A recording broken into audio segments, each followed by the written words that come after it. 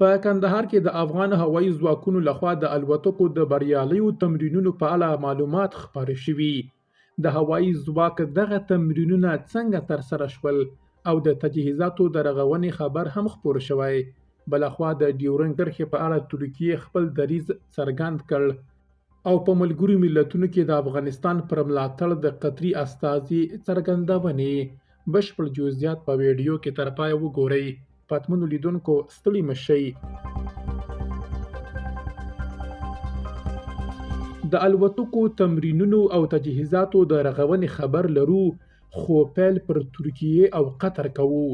د ترکیې په تازه خبرپاڼه کې د ډیورنډ کرښې حساسیت په پام کې نیول شوی او په خبرپاڼه کې د فرضي کرښې یا پولې هیڅ یادونه نه ده شوې.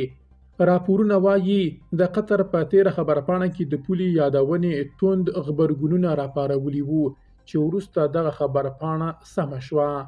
د افغانستان پر ننګه د قطر لومړي وزیر نړیوالې ټولنې ته ویلي چې افغانستان د بندیزونو پر ځای هڅونې ته اړتیا لري.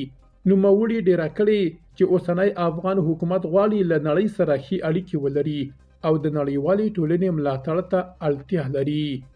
د افغانستان د دفاع وزارت تازه خپاره کړي انځورونه ښیي چې د توغندیو ګڼ شمېر دستګاوې رغول شوي دي. دفاع وزارت د دستګاوو کره شمېر نه دی څرګند کړی، خو ډیره شوي چې دا اوزار به د هیواد د خاورې د دفاع په موخه وکارول شي. د افغانستان د دفاع وزارت په وینا د کندهار په پنجوایي ولسوالۍ کې د هوایي امنیتي ځواکونو تمرینونه په بریالیتوب سره ترسره شوي دي.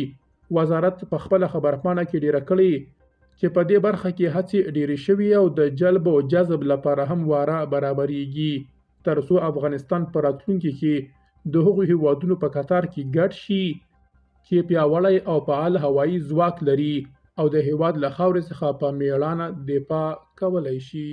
درنو لیدونکو له ملتیا مو مننه.